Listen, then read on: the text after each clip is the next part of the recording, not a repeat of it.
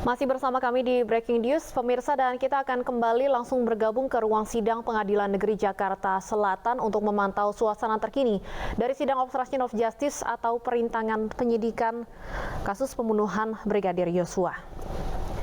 Saat ini masih berlangsung pemeriksaan terhadap saksi kedua atas nama Dirianto yang merupakan asisten rumah tangga keluarga Ferdi Sambo. Agenda sidang hari ini adalah pemeriksaan saksi untuk terdakwa Hendra Kurniawan dan Agus Nurpatria. Sementara di ruang sidang lainnya juga tengah berlangsung secara bersamaan dengan agenda yang sama, yakni pemeriksaan saksi untuk terdakwa kasus perintangan penyidikan atau obstruction of justice lainnya. Untuk terdakwa Hendra Kurniawan dan Agus Nurpatria, ada 9 orang saksi yang dijadwalkan akan diperiksa pada hari ini.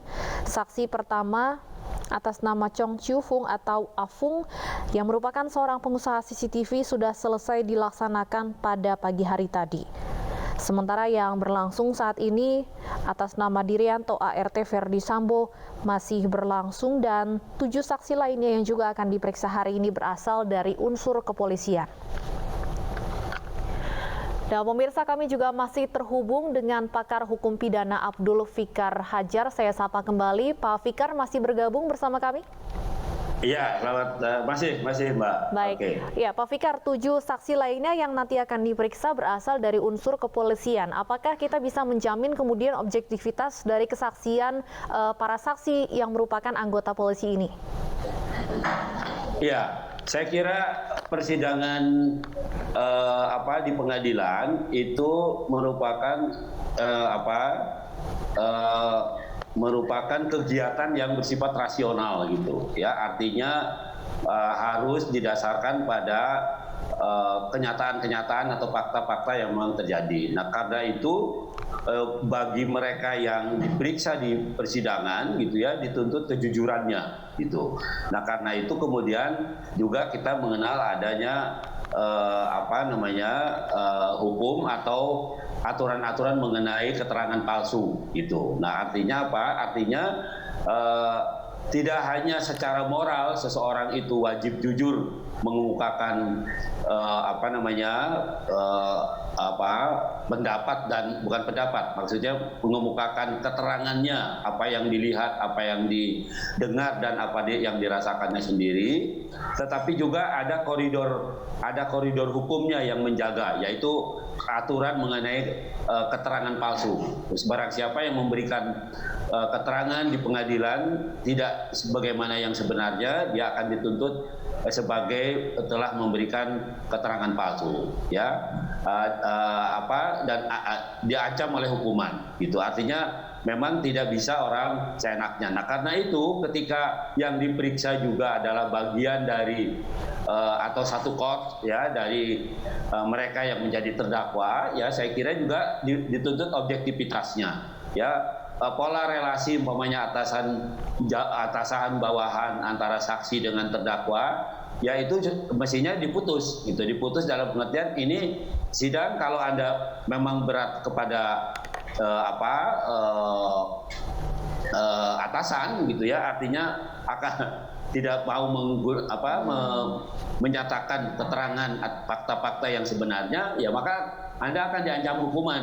Seperti umpamanya saksi kemarin, ya siapa namanya Susi. Itu ya, itu kan juga terancam. Ada problem yang sama, ya sebenarnya ada problem yang sama. Dia bekerja lama pada FS dan Ibu Putri, ya sehingga keterangannya mengenai 2 orang itu tersendat-sendat gitu. Ada bahkan hakim memperingatkan Susi ini jangan berbohong dan sebagainya gitu ya. Nah, saya kira ini juga problemnya akan sama, tetapi mereka lebih rasional, ya mereka yang sudah masuk ke kepolisian, ya kepolisian itu kan kalau dilihat undang-undangnya, mereka punya 3 fungsi, ya selain dia penegak hukum, dia penyidik, ya dia juga adalah penjaga keamanan dan ketertiban masyarakat seluruh Indonesia, ya, dan dia juga sebagai pelayan masyarakat, ya mengayomi dalam rangka umpamanya membuat SIM, membantu perhelatan masyarakat dan sebagainya. Nah, kalau dilihat dari tugasnya, ya artinya tugas kepolisian itu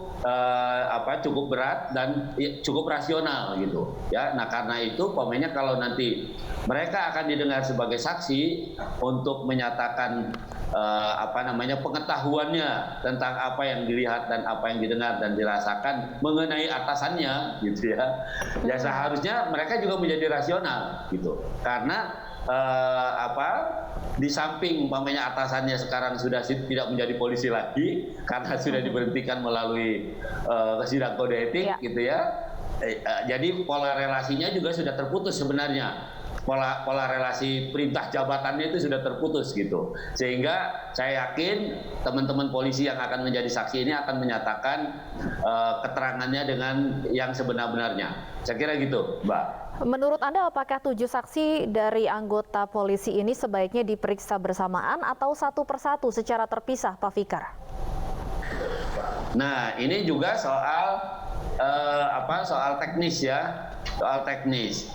Nah, kalau saksi ya, kalau menurut saya ya seharusnya kalau kejadiannya sama, gitu ya, bisa juga diperiksa bersama-sama, ya, karena mereka ada pada posisi yang sama, gitu, sehingga satu kejadian itu bisa ditanggapi oleh masing-masing gitu ya, tetapi dalam kerangka peristiwa yang sama gitu. Nah, tetapi kalau meskipun dari kepolisian dengan tugas yang berbeda gitu ya, yang tidak pada satu bagian, ya itu pasti itu harus dipisah gitu, karena memang perannya lain kan, nanti akan lain juga gitu. Nah, tetapi kalau mereka sama perannya ya, umpamanya sama-sama memeriksa lokus dari tempat kejadian, sama-sama mengumpulkan barang bukti, sama-sama memproses, dan saya kira itu bisa dilakukan pemeriksaan secara bersama-sama karena tugas mereka dilakukan juga secara bersama-sama. Begitu, Mbak. Pak Fikar, untuk terdakwa obstruction of justice ini apakah nanti akan saling bersaksi untuk terdakwa lainnya? Mekanismenya akan seperti apa? Iya, saya kira begitu, karena obstruction of justice ini satu upaya untuk merintangi penyidikan yang sebenarnya kan, gitu ya. Nah, kalau mereka diadili atau diperiksa dalam satu forum yang sama, gitu ya. Ya itu tadi saya bilang tergantung kejadiannya. Kalau tugas dan fungsi mereka itu sama, ya tidak ada salahnya juga digabungkan ya, karena memang sama gitu. Tetapi kalau fungsinya berbeda gitu ya, umpamanya yang satu meriksa barang bukti, yang satu memproses gitu ya, bahkan kemarin di sidang ada yang menyatakan itu kan, melihat video yang Joshua itu masih hidup dan sebagainya. Nah yang seperti itu mestinya menurut saya disendirikan. Ya tidak bisa diperiksa sama-sama gitu, karena belum tentu semuanya melihat video kan begitu, belum tentu semua memeriksa isi CCTV itu gitu ya. Nah karena itu ya, kalau terhadap personil polisi yang pemeriksaannya mengenai itu ya harus dipisah gitu ya, karena tugasnya berlainan. Tetapi kalau sama semuanya, umpamanya sama-sama mendatangi rumah FS, sama-sama menyita barang bukti, sama-sama memproses, umpamanya dibawa ke ke Polres Jakarta Selatan. Nah, saya kira itu bisa ya disatukan terhadap mereka yang sama-sama seperti itu, ya bisa disatukan karena kejadiannya sama gitu. Begitu, Mbak. Artinya apakah ada kemungkinan terdakwa obstruction of justice ini akan dihadirkan sebagai saksi dalam sidang Verdi Sambo? Oh iya, pasti gitu ya, karena dia kan juga mendalilkan dia mendapat perintah dari Verdi Sambo, iya kan? Nah ini harus dikonfirmasi gitu ya, pengakuannya bahwa dia melakukan itu perintah dari FS harus dikonfirmasi ke FS. Tentu saja pada persidangannya FS gitu. Dan yang dilakukan oleh mereka dalam obstruction of justice ini kan juga bagian dari tindakannya FS gitu, bagian dari kejahatan yang dituduhkan juga kepada FS gitu. Nah karena itu ya memang pasti mereka akan dijadikan saksi juga. Ya itu tadi ya, di samping mengkonfirmasi juga pekerjaan mereka adalah rentetan bagian dari tindak pidana yang dilakukan oleh FS sendiri, gitu. Bahwa kemudian pembelaan dari para terdakwa yang semuanya mengatakan atas perintah dari Verdi Sambo, ini akan seperti apa dampaknya terhadap jalannya persidangan, Pak Fikar? Ya, saya kira tidak ada dampaknya apa-apa. Boleh saja mereka menjawab begitu, ya, menjawab bahwa mereka mendapat perintah dari Verdi Sambo, gitu ya. Nah, jawaban itu tidak menghapuskan kewajibannya untuk mengkritisi perintah itu, gitu, ya. Karena itu tadi saya bilang ada kualifikasi terhadap terminologi perintah jabatan di dalam pasal 51 KUHP itu ada pembatasannya. Pembatasannya itu sejauh itu perintah itu berkaitan dengan job deskripsi, dengan tugas dan kewenangannya, gitu. Kalau atasan memerintahkan yang lain ya, selain dari tugas dan kewenangannya, saya kira itu bawahan juga bisa mengkritisi itu, ya, bisa menolak bahkan, gitu. Kalau itu tidak sesuai dengan perintah jabatannya, gitu. Nah, tetapi ya memang itu tadi yang saya bilang, problemnya adalah saya tidak bilang bahwa dulu polisi pernah bersatu dengan TNI, kemudian ada pengaruhnya. Saya tidak mengacu ke sana, gitu. Tetapi bahwa ada birokrasi kepolisian yang juga sama dengan di militer, yaitu perintah atasan kepada bawahan, gitu ya. Nah, tetapi karena polisi ada di ranah sipil, ya, maka dia tunduk pada aturan sipil juga. Nah, aturan sipil dalam hal ini adalah pasal 51 KUHP menyatakan perintah itu koridornya adalah job deskripsi, kewenangan apa yang berkaitan dengan pekerjaan, gitu, dan berkaitan dengan tugas dan kewenangan, gitu. Artinya apa? Artinya perintah atau perintah atau suruhan atau apapun namanya dari atasan kepada bawahan tidak bisa diterima begitu saja, ya, harus dikritisi juga. Apakah sesuai dengan job deskripsi? Apakah sesuai dengan aturan atasan bawahan dalam pekerjaan? Nah, jadi ada kebebasan kalau menurut saya untuk bisa berpikir mengkualifikasi perintah itu sebagai perintah jabatan atau perintah yang berisi kepentingan atasan sendiri, bukan kepentingan umum atau kepentingan negara. Begitu, Mbak.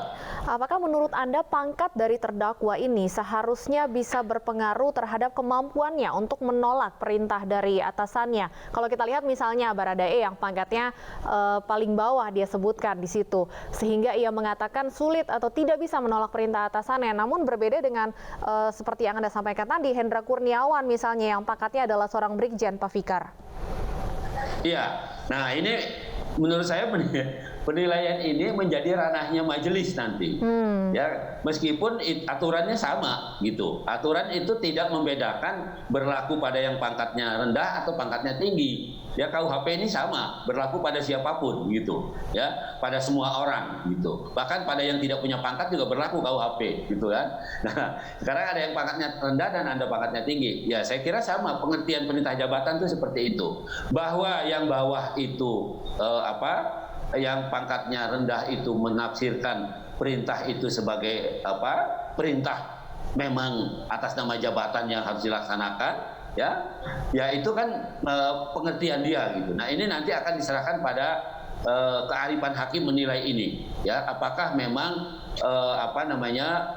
ada kuasa untuk melakukan kritis terhadap perintah itu, atau memang bawahan itu terikat oleh doktrin perintah atasan itu tadi, ya, perintah atasan seperti yang di ketentaraan umpamanya, seperti itu. Nah, itu nanti ranahnya adalah kewenangan hakim. Meskipun itu tadi yang saya bilang pasal 51 KUHP itu mendefinisikan perintah jabatan itu harus selalu ada kaitannya dengan pekerjaan. Begitu, Mbak. Baik, Pak Fikar, dalam kasus obstruction of justice ini apa sebenarnya pasal yang bisa kita katakan menjadi kunci untuk memberikan hukuman maksimal kepada para terdakwa? Iya, yang paling mungkin adalah pasal 221, ya. Pasal 221 itu menghancurkan atau merusak barang bukti, atau membiarkan sesuatu barang bukti yang sehingga tidak dapat digunakan. Nah, itu yang paling pas gitu sepertinya terhadap para terdakwa ini gitu ya, karena mereka memang laptop ininya di sana gitu. Kehadiran mereka dalam rangkaian tindak pidana yang dilakukan oleh FS ini ya itu adanya di sana gitu. Konteksnya ketika mereka harus mengumpulkan barang bukti, tapi justru mereka melakukan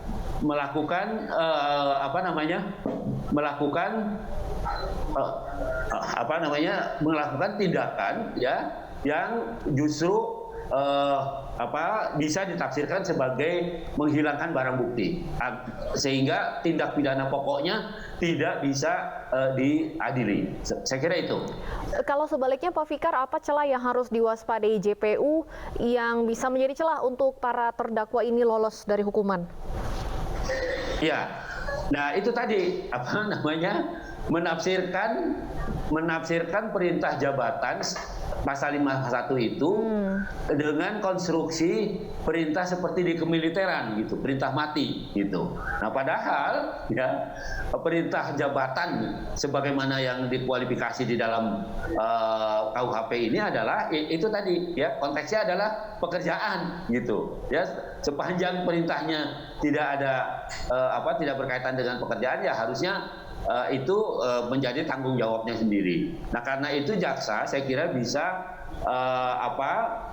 mencari celah lain, maksud saya pembuktian lain. Kalau mereka menjawab hanya di perintah gitu ya, meskipun menurut saya itu jawaban yang tidak pantas juga oleh orang yang pangkatnya sudah tinggi gitu ya. Nah, tapi kalau mereka yang masih rendah lah umpamanya ya pangkatnya, ya boleh. Artinya mungkin saja dipakai itu argumen itu perintah jabatan yang tidak bisa ditolak gitu ya. Tetapi itu tadi saya bilang mestinya juga setiap polisi dalam level pangkat apapun mengerti itu ya, bahwa perintah atasan itu tidak perintah yang tidak punya dimensi kepentingan pribadi, yang selalu ada yang perintah itu harus selalu ada kaitannya dengan pekerjaan, yang selalu kaitannya perintah itu harus sesuai dengan job deskripsi gitu ya, dengan pekerjaannya. Nah, saya kira itu yang harus diwaspadai oleh jaksa, sehingga argumen para terdakwa bahwa dia hanya menjalankan perintah ya justru menurut saya bisa dibalik menjadi sesuatu yang memberatkan mereka. Begitu, Mbak. Pak Fikar, kalau Undang-Undang ITE ini apakah juga bisa dijeratkan kepada para terdakwa obstruction of justice, terutama dalam kaitannya dengan rekayasa CCTV? Ya, saya kira mereka yang khusus melakukan penghilangan barang bukti yang ada di CCTV itu mengganti decoder atau mengganti yang di dalam CCTV itu sehingga menjadi lain, itu bisa ya. Jadi selain merintangi obstruction of justice itu bisa juga dituntut dengan merusak sistem elektronik. Nah, itu yang tadi saya bilang, justru ancaman hukuman yang terberatnya di sini gitu ya. Merusak sistem elektronik itu ancamannya sampai 10 tahun gitu. Nah, karena itu menurut saya kenapa mereka bisa ditahan juga mungkin karena ada dakwaan ini ya, ada tuntutan terhadap mengganggu kinerja sistem elektronik.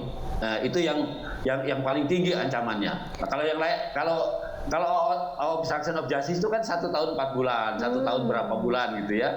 Tidak, maksud saya kalau ukurannya KUHP tidak ada legalitas untuk menahan mereka gitu. Tetapi ketika digabungkan tuntutannya atau dakwaannya dengan merusak sistem elektronik itu tadi, maka ancamannya bisa lebih dari 10 tahun tambah satu tahun lebih kan begitu kan. Nah, itu bisa jadi alasan bagi penyidik untuk menangkap dan menahan mereka. Ya, kalau menangkap boleh, menahan maksud saya. Karena menahan itu menurut KUHP baru bisa dilakukan pada mereka yang melakukan kejahatan yang ancamannya 5 tahun ke atas, atau kalaupun ancamannya di bawah 5 tahun, di dalam undang-undang itu disebutkan bahwa tindak pidana itu bisa ditahan, gitu ya. Nah, ini kan kenanya KUHP semua ya, KUHP pasal obstruction of justice itu 221 ya.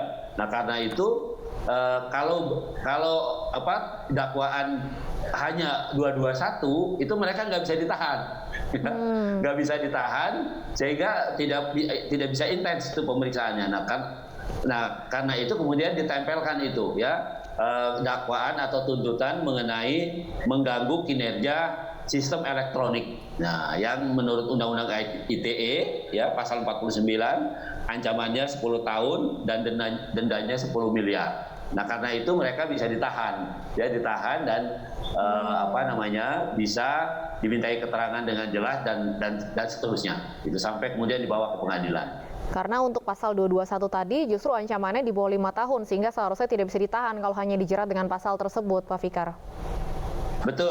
Betul, karena di bawah 5 tahun itu cuma 1 tahun 4 bulan ya 221 itu. Ya, nah karena itu digabungkan dengan tuntutan mengenai perusakan sistem elektronik yang ancamannya menurut Undang-Undang ITE itu 10 tahun. Bahkan ada dendanya ya 10 miliar. Apakah mungkin artinya nanti majelis hakim juga menggunakan vonisnya justru menitik beratkan pada undang-undang ITE-nya, mengingat ancaman pidananya lebih tinggi, Pak Fikar? Ya, ini semuanya menjadi kewenangan hakim ya untuk menilai ya. Tinggal sebenarnya sejauh mana jaksa bisa membuktikan dakwaannya ini dengan keterangan saksi-saksi ya, alat bukti surat, keterangan ahli juga gitu ya, atau juga keterangan tersangkanya digali sedemikian rupa sehingga bisa membuktikan bahwa di samping mereka melakukan perusakan barang bukti, tapi juga mereka merusak sistem elektronik itu, gitu. Jadi ini tergantung pada jaksa sejauh mana dia bisa membuktikan. Nah, karena itu nanti hakim akan menilai, karena pertimbangan hakim akan didasarkan pada fakta persidangan, semua yang terjadi di dalam persidangan, gitu. Nah, karena itu tugas jaksa sebagai penuntut umum ya membuktikan itu ya agar para terdakwa ini tidak lepas dari dakwaannya. Nah, agar hakim bisa diyakinkan oleh jaksa bahwa memang para terdakwa ini ya di samping dia sengaja melakukan obstruction of justice ya menghindari kejadian sesungguhnya untuk diadili, juga mereka yang dilakukan mereka ada dimensi perusakan terhadap sistem elektronik sehingga ancaman hukumannya bisa lebih berat. Saya kira begitu, Mbak. Baik, Pak Fikar, kita tahan dulu sebentar. Kita akan kembali melihat suasana terkini di ruang sidang Pengadilan Negeri Jakarta Selatan. Pemirsa, inilah suasana terkini di Pengadilan Negeri Jakarta Selatan, di mana saat ini Majelis Hakim tengah menanyai saksi Dirianto ART dari Verdi Sambo. Sebelumnya Dirianto sudah diperiksa sekitar mulai pukul 13 waktu Indonesia Barat, artinya sudah hampir 2 jam saksi kedua ini menjalani pemeriksaan dan menjawab pertanyaan baik oleh JPU maupun oleh Majelis Hakim. Kembali kami informasikan bahwa sidang digelar untuk pemeriksaan saksi tanpa audio untuk disiarkan secara live. Ini merupakan keputusan dari Majelis Hakim.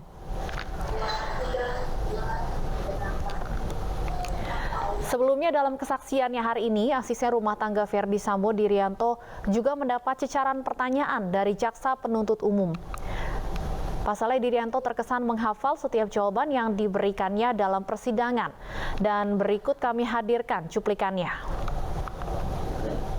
Rumah Duren 3, Garda nomor 46. Ada, Pak. Ada. Berapa kamera? Setahu saya 1, Pak. Saksi tahu itu berfungsi atau tidak? Tidak tahu, Pak. Tidak tahu. Selain itu, di samping rumah nomor 46 ini ada rumah siapa? Saksi tahu nggak? Rumah Pak Ridwan, Pak. Sampingnya. Rumah Pak Ridwan. Siap. Itu ada CCTV juga? Saya kurang tahu, Pak. Tidak tahu saksi itu? Tidak tahu, Pak. Baik, saksi. Tadi saudara udah disumpah ya. Siap. Waktu ngasih BAP juga udah disumpah. Tadi saya lihat atas pertanyaan jaksa, lancar banget saudara menjawab. Kayak menghafal. Siap, saya nggak apa. Ya? Jangan bohong lah, jangan ketawa-ketawa. Saya nggak apa kok. Terlalu lancang, cepat ngomong gitu loh. Saudara Anda udah tahu menghafal itu gitu maksudnya, ya? Siap. Pikirkan dulu, jangan nanti salah kejebak loh. Ya, coba ini. Di keterangan saudara ini, ya. Siap. Di tentang ada 8 CCTV, ada CCTV di meja rias Ibu Putri nomor 6. Siap. Apa memang dikasih izin sama Perdi Sambo kamu melihat itu di CCTV itu? Siap, Pak. Dikasih izin. Siap. Jadi kalau ngapa-ngapain Ibu Putri di situ kamu lihat dong di gambarnya itu. Tidak, Pak. Jadi kan ada di meja. Siap. Monitornya kan ada. Kan nggak mungkin kamar pribadi. Saat itu rumah kosong, Pak. Saya sendiri, Pak. Iya, tapi kan Bu Putri pernah ke situ kok bilang kalau ini ada di sini. Siap. Iya, ini kamar pribadi loh, yang benar-benar aja lo bisa melihat di CCTV. Dan lancarnya itu loh. Kalau beliau di situ saya tidak boleh masuk. Iya, kan ini terekam ada depan CCTV. Kalau saudara cek-cek monitor bisa lihat di situ kan kamar pribadi ibu. Lancar banget saudara, ini kamar ini, hafal banget gitu loh. Saudara tahu lagi menerangkan kepada jaksa penuntut, tahu saudara yang menyala atau enggak, lihat monitor TV-nya. Tapi kan ada tergambar di situ. Siap, Pak. Kalau tiba-tiba ada di gambaran itu Ibu Putri lagi ngapa-ngapain? Tidak ada, Pak. Logikanya, Siap. sehebat apa saudara kedekatan saudara dengan Perdi Sambo sehingga saudara dikasih kewenangan untuk melihat CCTV itu? Hanya mengecek, Pak. Nanti apa? Saudara cek. Tidak, Pak. Ya, kenapa harus tanggal 15 Juni itu saudara cek? Kok bisa hafal banget tanggal 15 Juni jam sekian? Saudara kan diperiksa tanggal ini loh. Tanggal 10 September. Siap. Rusak Juni 3 bulan. Ingat banget saudara tanggal 25 September. Nah ini. Nggak logik. Tunggu dulu, saudara diperiksa bulan September. Ya kan? Siap. Nggak terlalu hebat ingatanmu gitu ke tepat tanggal 25 September jam sekian. Masuk akal. Saudara kan ART. Walaupun 10 tahun, sejauh mana kedekatan saudara dengan Perdi Sambo?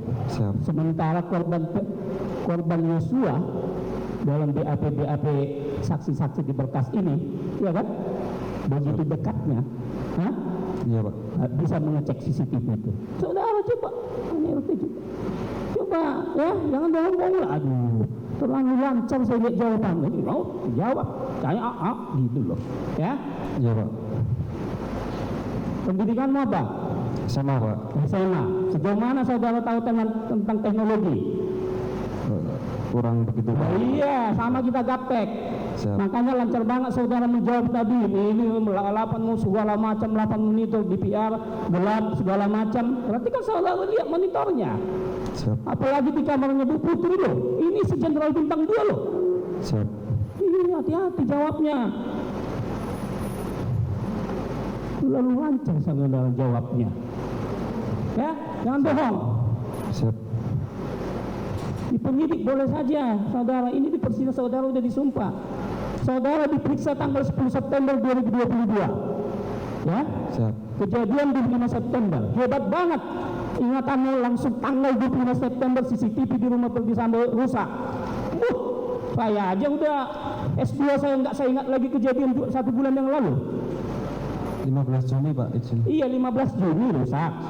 Saudara diperiksa 10 September, kan 3 bulan itu. Siap. Nah, 9 kurang 6. Saya juga bisa menerangkan itu. Yang kedua, kecurigaan jaksa penuntut umum. Bisa-bisanya saudara bisa ke kamar utama karena CCTV yang di ruangan kamar riasnya ibu. Siap. Coba ini. Kan nggak masuk akal. Bisa dikasih Perdi Sambo kamar pribadi istrinya sama kamu lihat di CCTV. Hubungan apa saudara? Hebatnya kedekatannya sama Perdi Sambo. Jawab. Siap. Saudara seorang ART loh.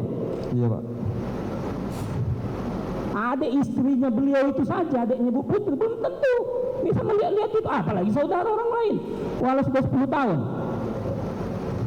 Curiga kita ini, lancar-lancar banget saya lihat tuh, sambil ketawa lagi. Olah-olah sudah saudara skenario ini jawaban saudara. Di penyidik boleh-boleh aja. Logika berpikir hebat banget otakmu. Bisa sampai 3 bulan yang lalu langsung tanggal 25 rusak. Coba deh. Saya jaksa ini, ya. Kejadian kerjaan saya 2 bulan yang lalu nggak saya ingat lagi. Saudara, mohon dicatat majelis hakim melalui panitera, ya. Jawab sekali lagi. Saudara diperiksa tanggal 10 September 2022. Tetapi begitu cepatnya saudara dibuati tanggal 25 September jam sekian rusak. Seolah-olah perusakan yang saudara lihat, jam saudara lihat. Coba itu. Tanggal 15 yang Pemirsa, kami masih terhubung dengan Pak Abdul Fikar Hajar, pakar hukum pidana. Pak Fikar, sidang obstruction of justice maupun juga pembunuhan berencana sudah berlangsung selama hampir 3 pekan. Sudah bisa terlihatkah kira-kira arahnya akan seperti apa sidang ini berlangsung nantinya? Ya, saya kira sudah jelas sesuai dengan tuntutan yang diajukan oleh Kejaksaan. Saksi-saksi ini sudah menggambarkan yang pertama ada peristiwa pembunuhan, ya, dalam hal ini adalah penembakan oleh FS terhadap korban Joshua. Itu dari rentetan keterangan para saksi, ya, baik saksi yang dari keluarga Joshua maupun saksi yang lain, ya, itu sudah bisa dibuktikan bahwa memang ada terjadi pembunuhan atau penembakan, ya, secara sengaja yang dilakukan oleh FS gitu. Bahkan lebih jauh juga saya kira dengan peristiwa antara Magelang, Jakarta, dan kemudian dipanggilnya beberapa orang ajudan yang diperintahkan untuk menembak. Nah, itu sudah bisa menggambarkan peristiwa perencanaannya. Itu karena itu menurut saya itu meskipun belum seluruhnya saksi diperiksa, ya, dari pernyataan saksi-saksi dan jawaban para terdakwa, tindak pidana itu sudah terjadi, sudah terbukti menurut saya. Itu yang pertama. Yang kedua, terdakwa yang khusus dituntut dengan obstruction of justice, kan, ini kan juga sebenarnya bagian dari cara FS atau cara terdakwa FS ini untuk menghindarkan tuntutan yang sebenarnya, gitu, ya, sehingga dia melakukan tindakan-tindakan yang sesungguhnya untuk mengelabui atau untuk mensiasati, ya, agar tindakan atau agar kejahatan 340 itu tidak didakwakan kepadanya, ya, karena itu ada ini tadi ada tindakan-tindakan atau kejadian-kejadian yang sengaja dilakukan, ya, agar mengaburkan peristiwa yang sebenarnya. Nah, ini yang kemudian oleh Kejaksaan diajukan sebagai obstruction of justice. Nah, jadi kelihatan rangkaian kejadiannya dari beberapa para saksi yang sudah diperiksa, ya, bahwa memang ada niat yang tidak baik atau ada niat yang lain gitu dari terdakwa FS ini untuk tidak mengakui bahwa dia sudah melakukan penembakan, bahwa dia sudah melakukan pembunuhan.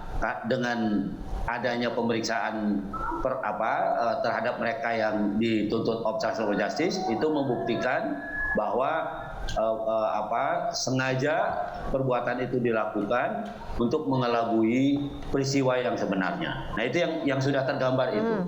Meskipun saya bilang belum seluruhnya saksi diperiksa, tetapi dari saksi-saksi yang sudah diperiksa sudah menggambarkan ketiga babakan yang terjadi dalam peristiwa ini, yaitu babak pertama peristiwa sebelum terjadinya penembakan atau pembunuhan, ya, yang menggambarkan bagaimana paling tidak kalau saya tarik kesimpulannya adalah menggambarkan suasana jiwa Joshua yang merasa terancam, Itu bagian pertama, ya. Bagian kedua tentang terjadinya